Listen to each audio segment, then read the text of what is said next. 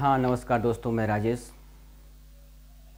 दिल दहला देने वाली जम्मू कश्मीर, भारत के जम्मू कश्मीर के अनंत ज़िले में जो बैरसन घाटी है, जो भारत का स्विट्ज़रलैंड कहा जाता है, पर्यटन की दृष्टि से एक बहुत खूबसूरत जगह है।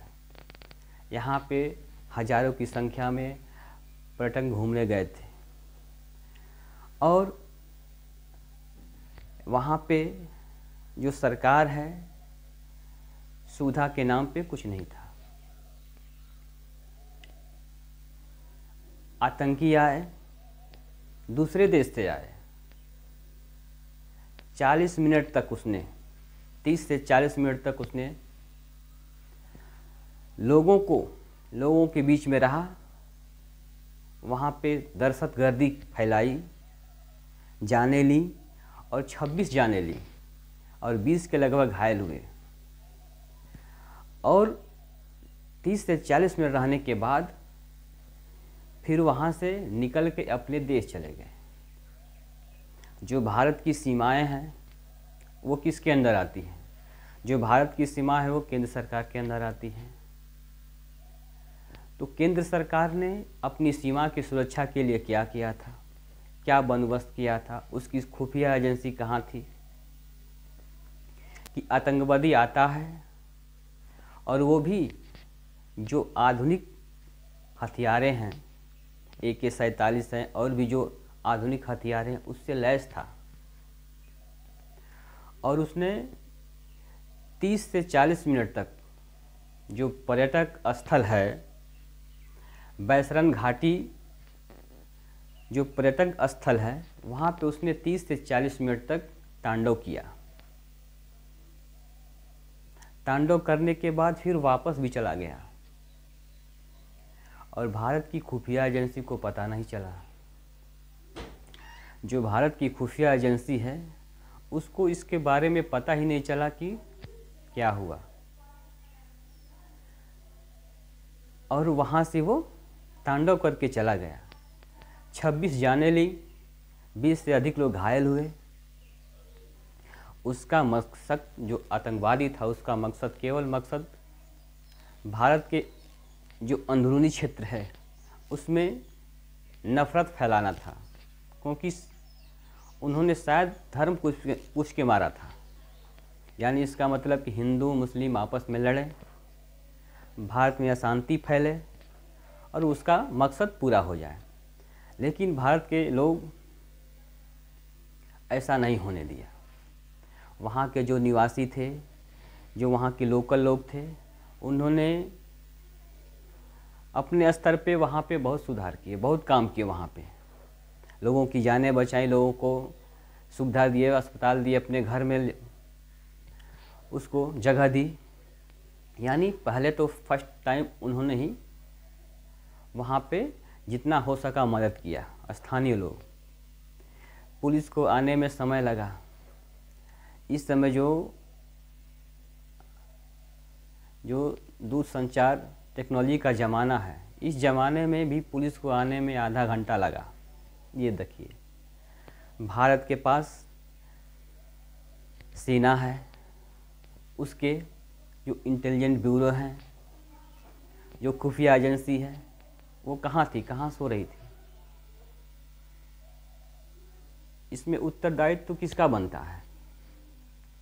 इसमें जवाबदेह केवल और केवल सरकार की बनती है कि उन्होंने लोगों की सुरक्षा के लिए, पर्यटक स्थल के लिए क्या व्यवस्था की थी, क्या इंतजाम किया था और किस प्रकार आतंकी दूसरे देश से हमारे देश में घुसे और घुस के अंधाधुंध फायरिंग करते हुए 26 लोगों की जानें ली और वो फिर वापस चले गए। ये देखिए, हम कहते हैं कि भारत सुरक्षित देश, सुरक्षित हाथों में है, लेकिन नहीं।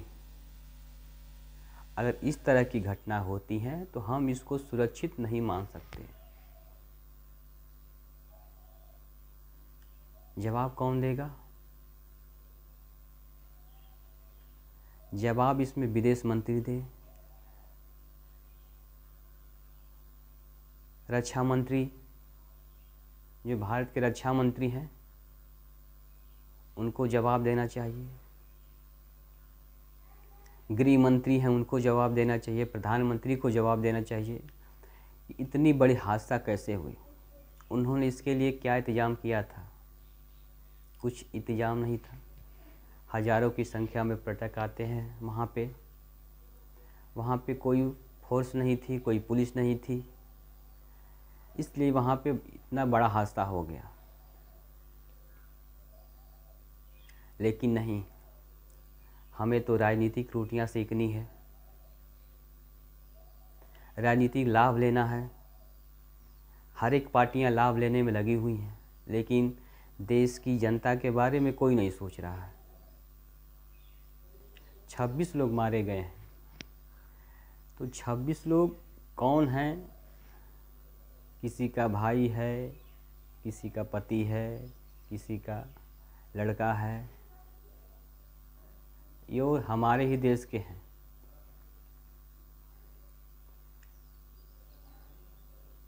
और देखिए, अब आ रही है कि नहीं, हम पाकिस्तान के सिंधु जो नदी है, पाकिस्तान की जो सिंधु नदी है उसका पानी बंद कर देंगे, पाकिस्तान को तबाह कर देंगे।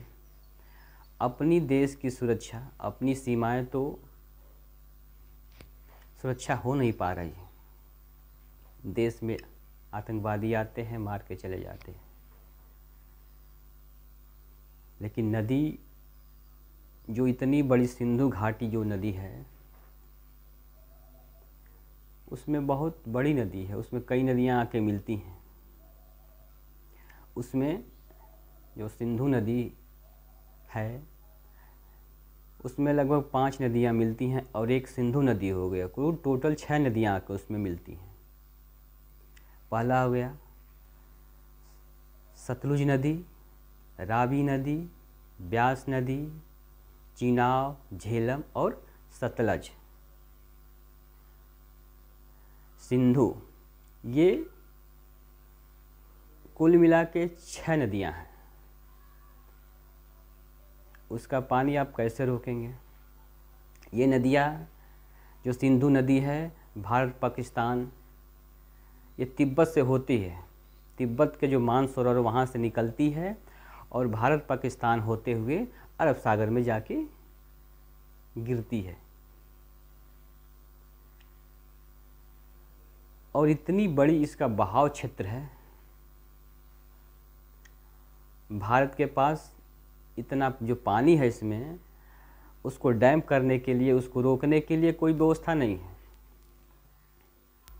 लेकिन नेता लोग क्या कहते हैं? कहते हैं कि हम पानी रोक देंगे, पाकिस्तान मर जाएगा, खाए बिना मर जाएगा, पिए बिना मर जाएगा। और उसको हम लोग सही मान लेते हैं कि पानी भारत रोक देगा और वो खाए बिना पिए बिना मर जाएंगे। ऐसा नहीं होगा।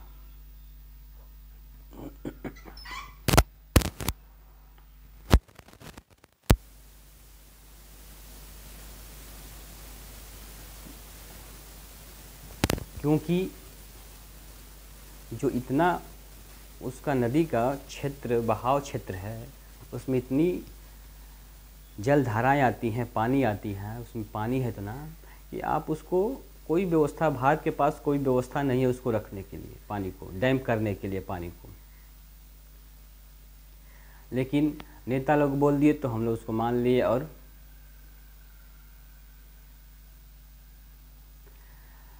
भारत के जो पास में जो नदियां हैं, पूर्वी क्षेत्र भारत में, जैसे उसमें सतलज नदी, जो सिंधु नदी है, उसमें और भी नदियां आके मिल रही हैं, यानी 5 अन्य नदियां आके मिलती हैं। और एक सिंधु नदी हो गया, उसको लेकर 6 नदियां हैं जो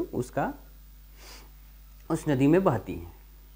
तो भारत के में पूर्वी नदी है, पूर्वी नदी में आपका सतलुज नदी, ब्यास नदी और एक होती है रावी नदी।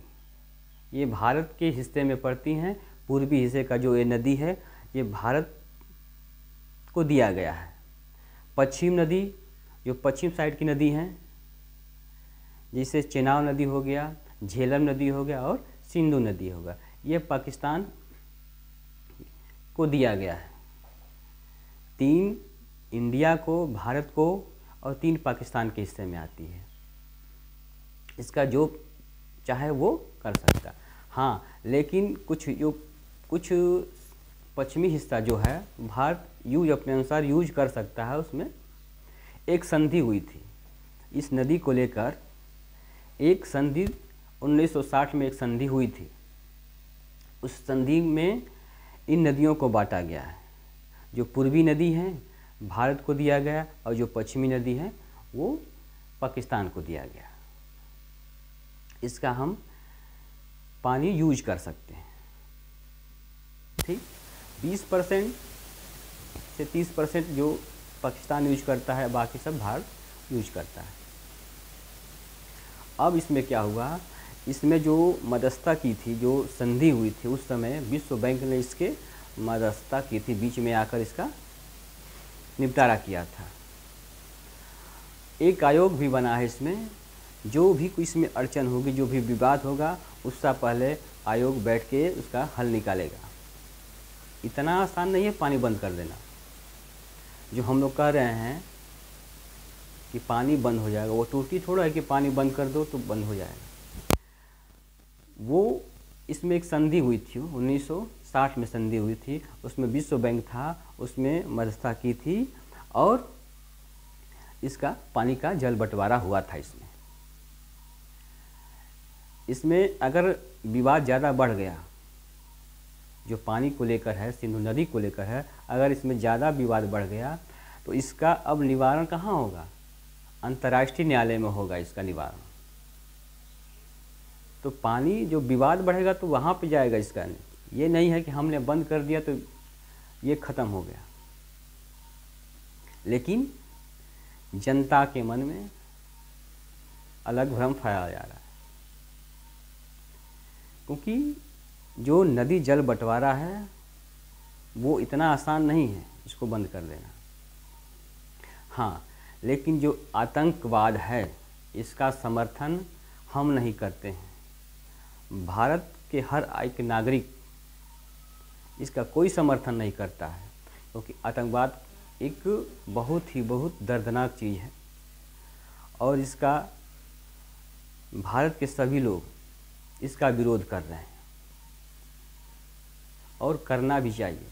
आतंकवाद के चलते निर्दोष लोगों की जानें गई।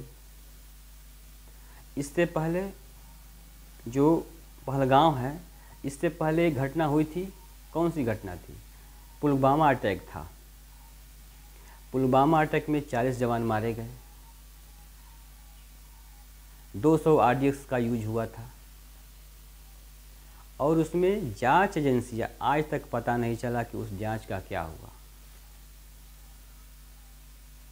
एक कहावत है कि बॉर्डर पे तनाव है, सीमाओं पे तनाव है, पता करो क्या देश में चुनाव है। ये जो तनाव होता है पाकिस्तान से, अक्सर पाकिस्तान से तनाव होता है, पाकिस्तान भारत, तो अक्सर चुनाव, ये माहौल जब बनता है तो बनता है, कब बनता है? चुनाव के समय बनता है। तो जो पुलवामा अटैक हुआ था, पुलवामा, उसमें जांच अभी तक 3-4 वर्ष हो गया, अभी तक उसका पता नहीं चला।